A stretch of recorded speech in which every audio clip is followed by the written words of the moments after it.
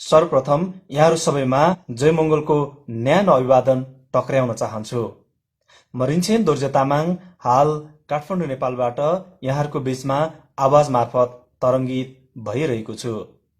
सन् 1985मा भूमिगत रूपमा छापिएर भूमिगत रूपमै वितरित नेपालको वास्तविक राजनीति र समाजलाई चिरफार गरेर लेखिएको मङ्गोल मुक्तिको सञ्जीवनी बुटी स्वरूप मानिएको डाक्टर गोपाल गुरुङद्वारा लिखित नेपाली राजनीतिमा अदेखा सच्चाई 2018मा प्रकाशित 10औं संस्करण पुस्तक यहाँहरूको बीचमा आवाज मार्फत राखिरहेको छु।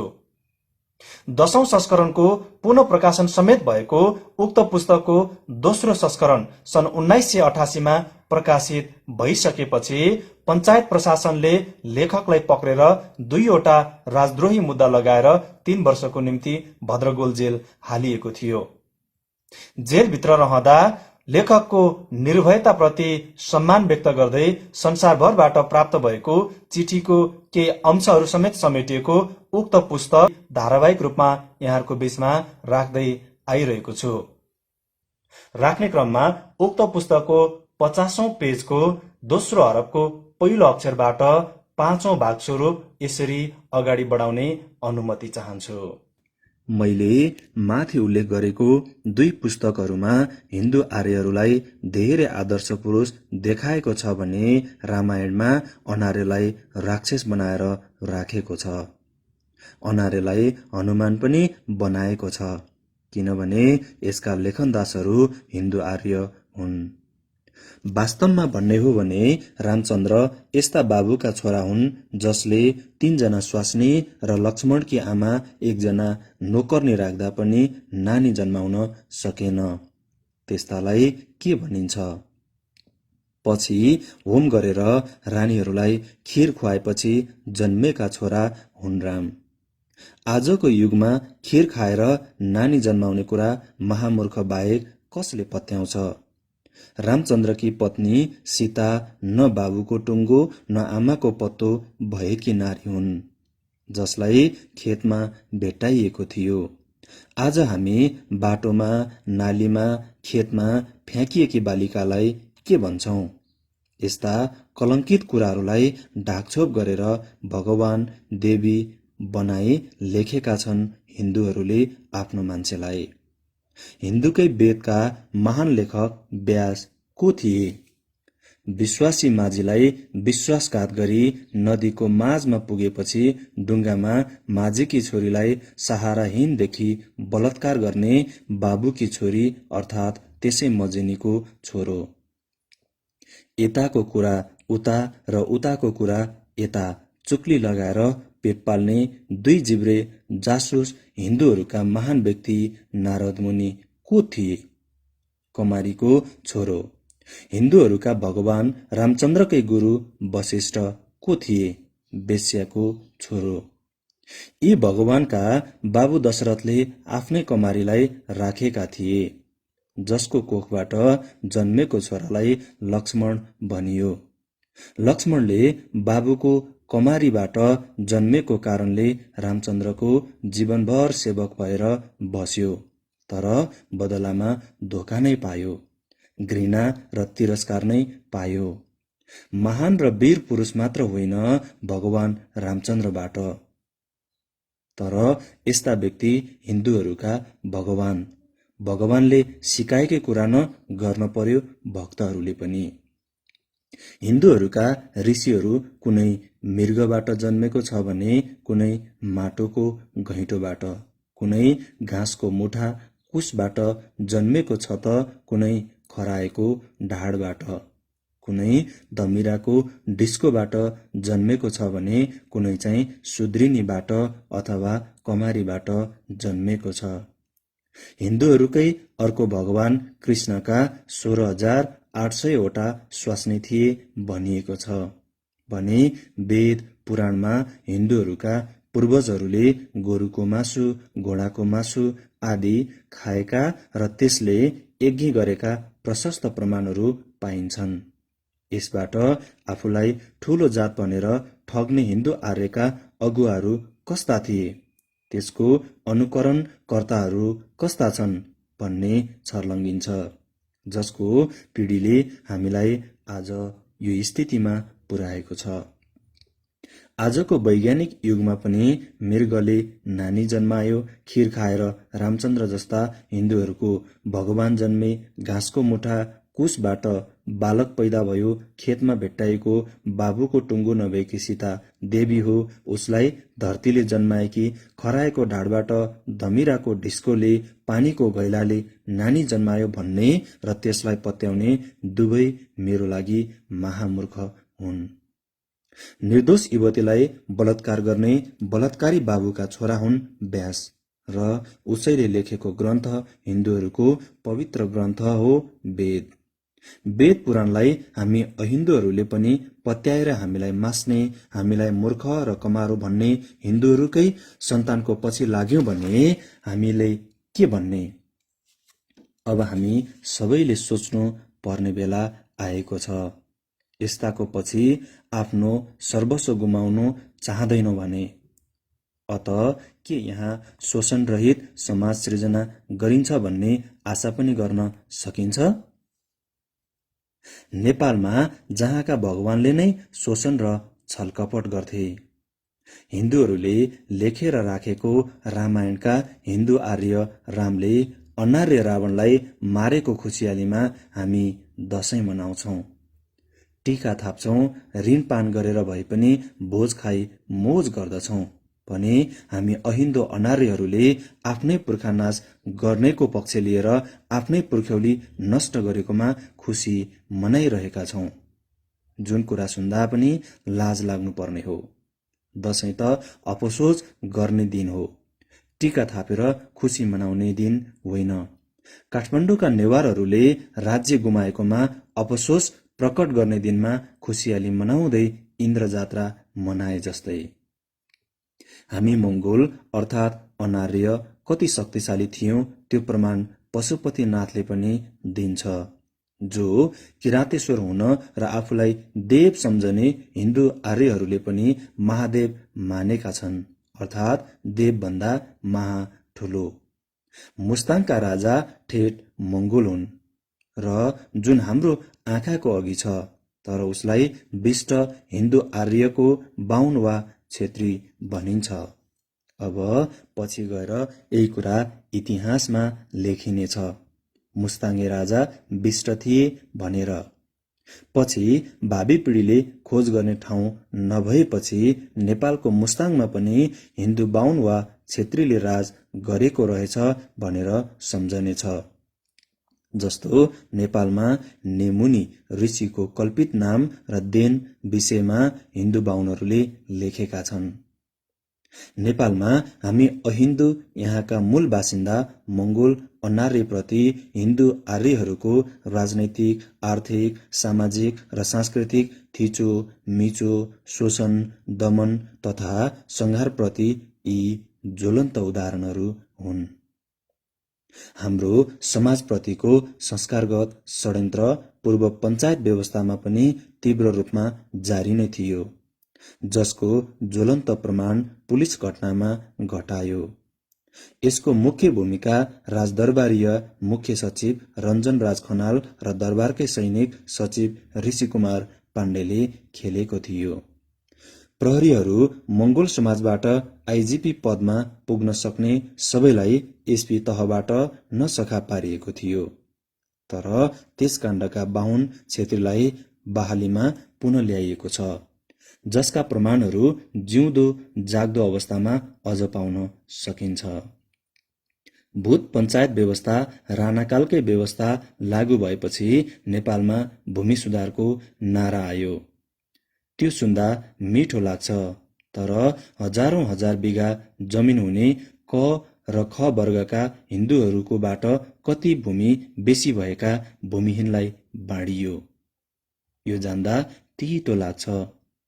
जग्गा निकालिएको भए पनि एउटाबाट अर्को आफ्नै वर्गकोमा पुर्यायो भने यसको अत्यन्त बेसी मार पूर्वका मंगोल लिम्बूहरूलाई परेको छ, जसको किपट आफ्नै पुर्ख्यौली राज्य खोसिएर धेरैजसो हिन्दू आर्यहरूकै हातमा पुर्याइयो। यस्तै शोषक तराई इलाकामा पनि अब छ्यापछ्याप्ती भएर तराईमा कोच, धिमाल, थारूहरूको रहल पहल जग्गामा पनि यिनीहरूलाई सुकुम्बासी बनाउने क्रम तीव्र रूपमा भइरहेको छ।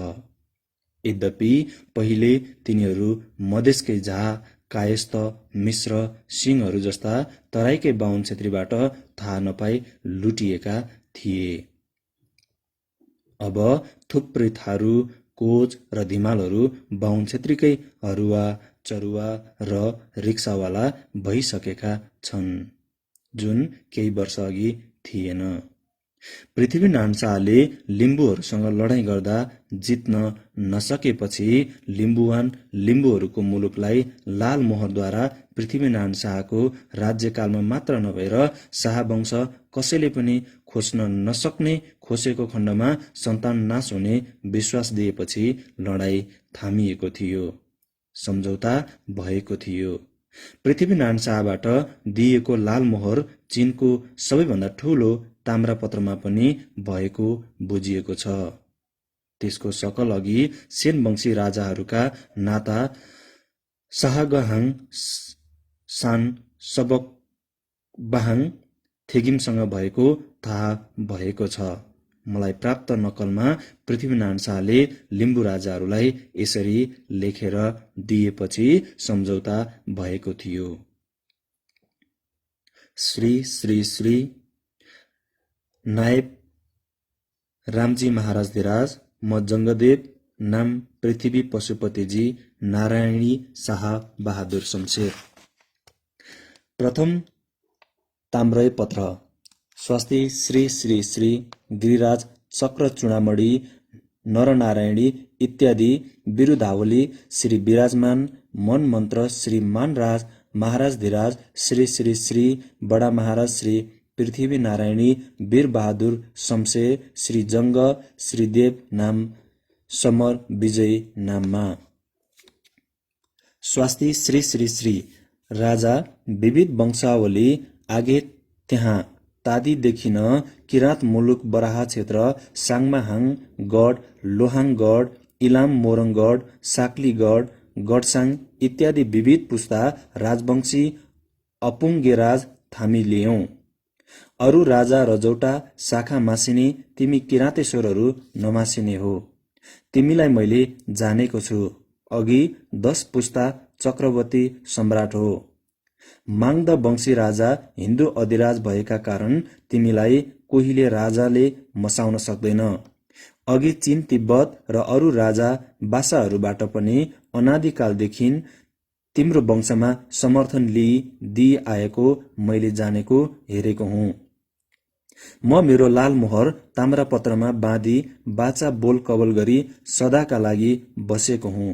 अगर म र मेरा नातामा पछि वंशले यो ताम्रापत्रमा मेरो वचन, मेरो भलोमन, धर्म, विधान लाए र तिम्रो राजपाट पिछे खोसेमा सूरजचन्द्र, आकाशको 33 कोटी देवता र पातालका नाग नागेनी, पृथ्वीका मानी पुजी लिएका देवी देवताले मेरो पनि पुरै सदा राजपाट, रिस्ता नाता, वंशभङ्ग भस्म गरोस्। 1966 राजाको व्यवस्थाले लिम्बुवानकै किपट व्यवस्था खोसियो। अत पृथ्वीनारायण शाहको प्रतिज्ञा भङ्ग भयो। ती देवदेवीका शक्ति भए अब शाह वंशको भस्म हुने भयो। लिम्बुवानको उभो जगर खोला पाँजा उदो बगर तितेमा छ।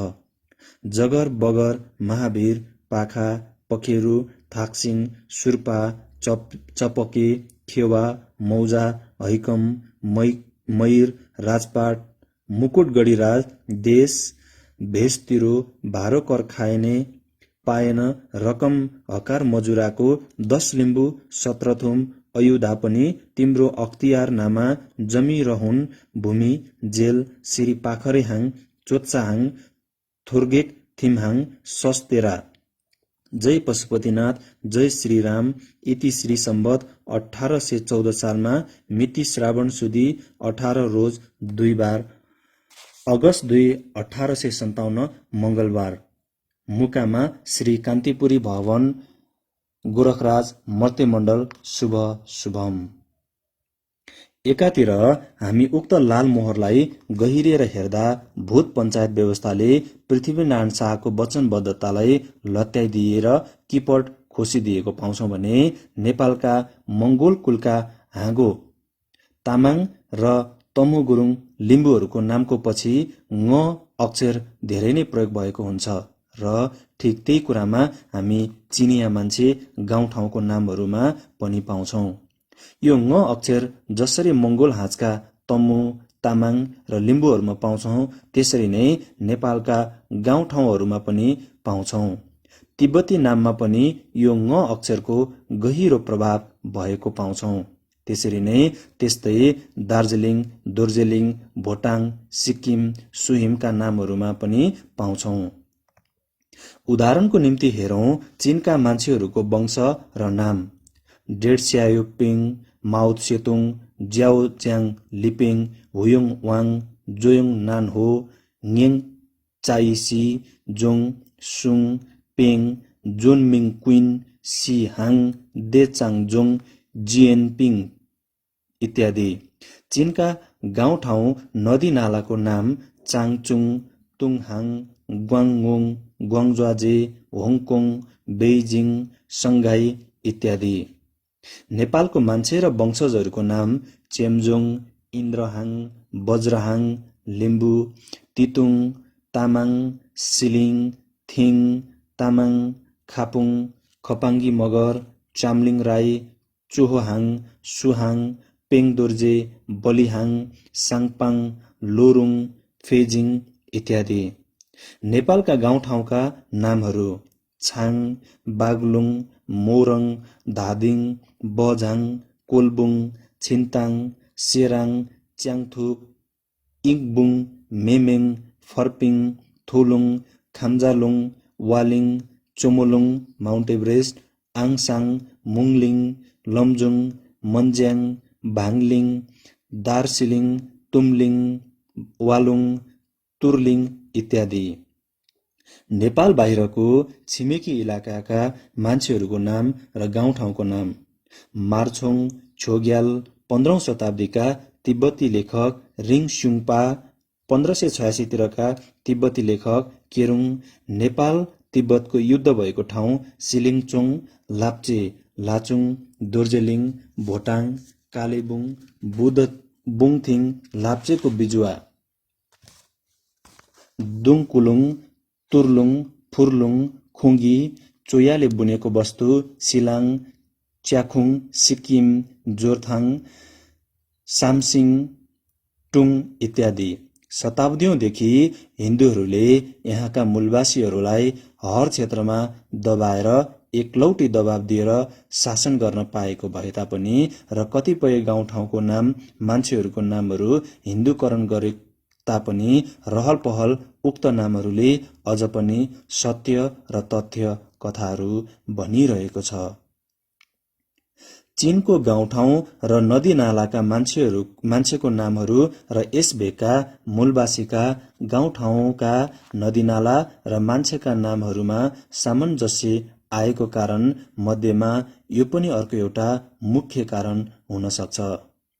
नेपालमा मूलवासी मङ्गोललाई नेपालमा पैठारी हिन्दू आर्यनहरूले क्रूरतापूर्वक दबाउनु यिनीहरूको धर्म, संस्कृति, भाषा, भूषा, लिपि आदिमाथि आक्रमण गर्दै राजनैतिक र आर्थिक स्थिति कमजोर बनाइदिने हर प्रयास जारी राख्दै आएका शताब्दीौं शताब्दी भइसक्यो। राजनैतिक शक्ति हातमा भएपछि अरूहरूलाई पिस्न धेरै सजिलो पर्छ भनेर मैले माथि पनि भनेको छु। किनभने राजनैतिक शक्ति हातमा हुनेको हुकुममा पुलिस, सेना हुन्छ, जेल, नेल हुन्छ, राज्यको ढुकुटी र नीति निर्धारण गर्ने अधिकार हुन्छ। त्यसैकारण हामी अहिन्दू मङ्गोलहरू, अनार्यहरू आर्यले अनार्य मारेको खुसियालीमा दशैंलाई अफसोस गर्न अलावा चाडको रूपमा मनाउँछौं। हाम्रो आफ्नै चाड तिहारको भाइटिका, देउसी र भैलोको महत्व कम गराउनको निम्ति सबैभन्दा पहिलो भैलोको दिन हिन्दूहरूले लक्ष्मी पूजा राखिदिएर हाम्रो चाडको महत्व लोप गराउने प्रबल प्रयास गरेका छन्। हामीले हिन्दूहरूबाट लादिएको दशैं मनाउन छाड्नुपर्छ भने आर्य युवती जसलाई लक्ष्मी सरस्वतीको संज्ञा दिएको छ उसको पूजा गर्न पनि छाड्नुपर्छ। त्यस्तै गरी रिखी, डोरी बाँध्न, घाँस राख्न, दुबो र नाक टाँस्न पनि छाड्नुपर्छ। यी सब बाहुनहरूको मागी खाने भाँडो हो। हामी मङ्गोलले आफ्नै रीतिथिति अपनाउनुपर्छ, जन्मदेखि लिएर मर्दासम्म। भैलो, देउसी, भाइटिकाको सुरुवात कसरी हुन्छ भने धेरै वर्ष अघि हाम्रा एकजना ज्यादै दयाशील र दानी राजा बलिहाङ थिए। एकपल्ट राजा बलिहाङ ज्यादै सिकिस्त बिरामी हुँदा देशवासी बडो दुखित भए। त्यस राज्यको वातावरण औँसीको रात जस्तै अँध्यारो भयो। राजाले पनि मलाई बचाउने किराँतेश्वर बाहेक कोही छैन, उसैलाई वरदान माग भन्ने सल्लाह मृत्युशय्याबाट दिएपछि देशवासी आफ्ना दयाशील राजाको प्राणको निम्ति किराँतेश्वरसँग प्रार्थना गरिदिए। संयोगवश राजा बाँचे। राजा बाँचेको खुसियालीमा सबैले बत्ती बालेर खुसियाली मनाए, अँध्यारो वातावरणलाई उज्यालो पारिदिए। राजा बलिहाङले आफू बाँचेको समाचार आफ्नो विस्तृत राज्यमा सुनाउन तरुनी तन्नेरीहरू गाउँठाउँमा पठाए, किनभने हिँडडुल गर्न तिनीहरू नै सक्थे। तिनीहरू गाउँदै रमाउँदै गए, किनभने त्यस्ताका समाचारको साधन समाचार पत्रहरू, रेडियो, टेलिफोन, टेलिभिजन थिएन। त्यसरी गीत गाउँदै गाउँ गाउँ समाचार पुर्याउने त्यस्ताकाको चलन आज हामी भैलो र देउसीले चिन्छौँ। आज पनि भैलो र देउसी खेल्नेहरूले भन्ने गर्छन्, हामी आफै आएका होइनौँ, बलि राजाको हुकुम हुँदा आएको हामी भनेर। त्यसरी राज्यको टाढो टाढोसम्म राजा बाँचेको समाचार दिएर घर फर्कने दाजुभाइ दिदीबहिनी भेला भएपछि तिनीहरूले खुसियाली मनाए। चेलीहरूले माइतीलाई टीका लगाइदिए, माइतीले चेलीलाई श्रद्धा देखाए। औँसीकै दिन नेवार समुदाय मङ्गोल हाँचकाको नयाँ वर्ष पनि आरम्भ हुन्छ।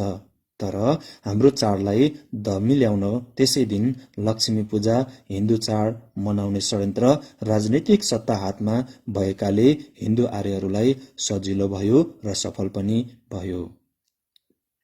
यसरी यहाँका मङ्गोल मुलका मध्येका नै माथि उल्लेखित प्रतिज्ञा गरेर थामिदिएको भूमि लिम्बुवानको किपट जसरी भूत पञ्चायती व्यवस्थाले निर्मूल गरेर धेरै जसो भूमि उही क र ख श्रेणीका हिन्दू आर्यहरूको हातमा पुर्यायो, भारतमा मङ्गोलहरूको डरले सुइँकुच्चा ठोकेर भाग्दा शरण पाएका हिन्दू शरणार्थीहरूले कौटिल्यको हिन्दूहरूको दर्शनशास्त्री जस्तो कुटिलपूर्ण षड्यन्त्र नीतिले पश्चिममा गुरुङ मगर राज्य उहिले नै कब्जामा पारिसकेका थिए र माथि उल्लेखित आफ्नो रीतिथितिमा हिन्दूकरण गरिदिए।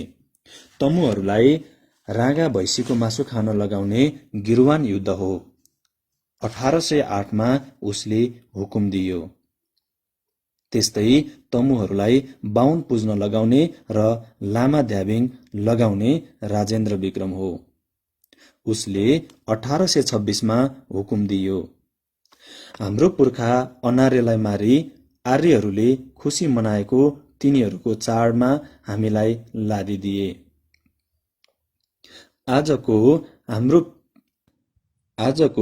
हाम्रो पिँढीले अन्धाधुन्द खुसी मनाइरहेको छ, जबकि सही अर्थमा पुर्खाको हत्याप्रति दुखित हुनु पर्थ्यो। हामीले सब आफू मान्छे जस्तो बाँच्ने, आफ्नो पिँढीको भाग्य निर्माण गर्ने र राजनैतिक सत्ता कतिको महान रहेछ भन्ने कुरा राम्ररी बुझ्नुपर्छ। हामीहरूले राज्य यी भारतीय मूलका नेपाली भारतीयहरूले लडाईँ गरेर जितेका थिएनन्, तर हाम्रो सोझोपनको हाम्रो सोझोपनमा ठगे, लुटे, भुटे, षड्यन्त्रले हडपेका थिए। त्यसैले हामीप्रति राजनैतिक, आर्थिक, धार्मिक शोषण गर्दै हाम्रो धर्म र संस्कृति नष्ट भ्रष्ट पार्न यिनीहरूलाई सजिलो भएर गयो। तर राई लिम्बू धेरै पछिसम्म आफ्नो राज्य, धर्म, संस्कृति, भाषा, लिपिको निम्ति डटेर सामना गर्न पछि परेनन्। त्यसैले हिन्दूहरूले छलबलले फसाए, किराँती भन्न छाडेनन्। नेपालको सेनामा लिएनन् पश्चिमका गुरुङ, मगरको कालीबहादुर र गोरखनाथ जस्तै छुट्टै पल्टन राख्ने काम गरेन। बरु तिनीहरूलाई मात्र किराँती, जङ्गली, असभ्य भन्ने चलन चलाए। वास्तवमा बृहत सोचाइमा नेपालका समस्त मङ्गोलहरू अनार्य, तिनीहरूको शब्दमा किराँती, जङ्गली, असभ्य हुन्। जसले हिन्दू आर्यहरूको कपटपूर्ण नीतिको डटेर विरोध गरे, लडे, लाद्न दिएन, सामना गरे, तिनीहरूलाई किराँती भनिन्थ्यो। नेपाल र भारतमा जम्मै अनार्यलाई किराँत भनिन्थ्यो र नेपालमा ओल्लो किराँत, माझ किराँत र पल्लो किराँत भनिने चलन थियो।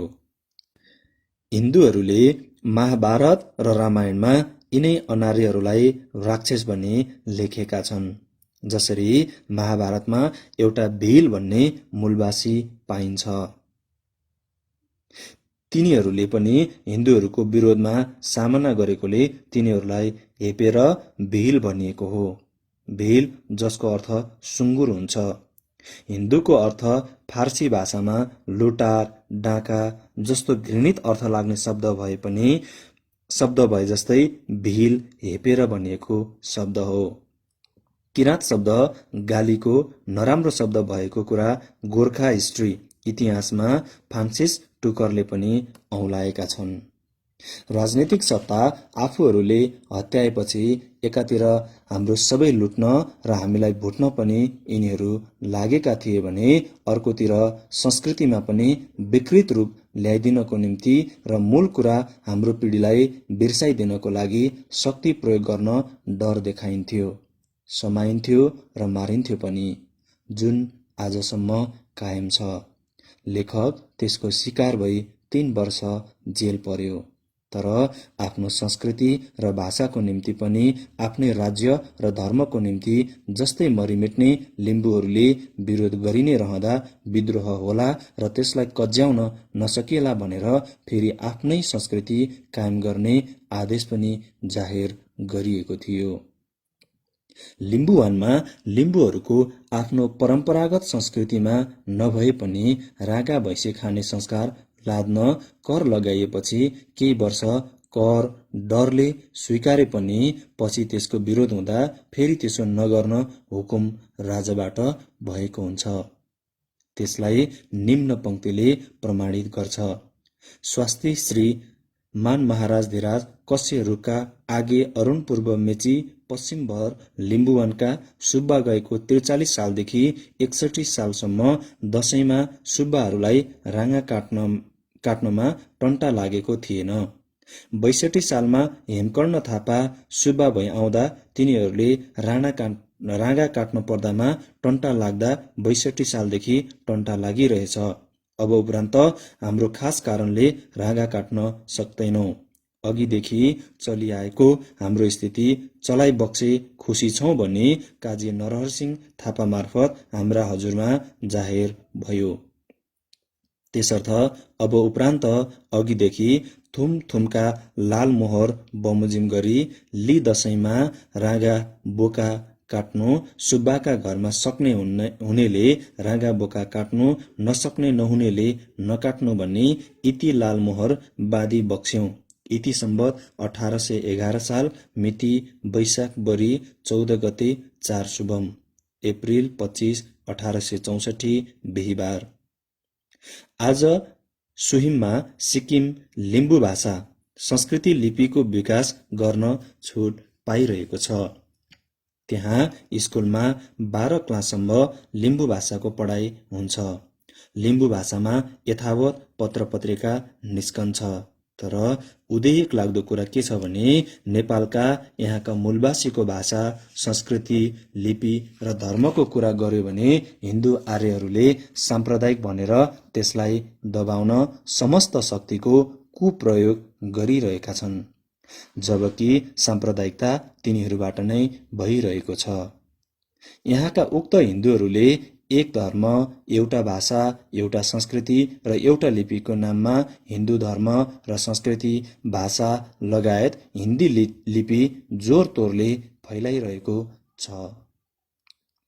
तन, मन, धनले र मूलवासीको भाषा, धर्म, संस्कृति, लिपि मास्न पनि त्यत्तिकै दृढ छन्। कस्तो विडम्बना! आफ्नै मुलुकमा आफू थिचिएर पिसिएर बस्नु परिरहेछ। दक्षिण अफ्रिकाले जनताले जस्तो। यसैकारण यहाँ एउटा शक्ति जम्नु र फुट्नु आवश्यक भएको छ, आफ्नो अधिकारको निम्ति। सिक्किममा त्यहाँका राजाहरूले मङ्गोल हितार्थ र सुरक्षार्थ कतिको संरक्षण दिएका थिए त्यो निम्न तथ्यले प्रमाणित गर्दछ। डाक्टर गोपाल गुरुङद्वारा लिखित नेपाली राजनीतिमा अदेखा सच्चाइ पुस्तकको 60औं पेजको पहिलो हरफको अन्तिम बिन्दुमा आजको 5औं भाग अन्त्य गर्न चाहन्छु।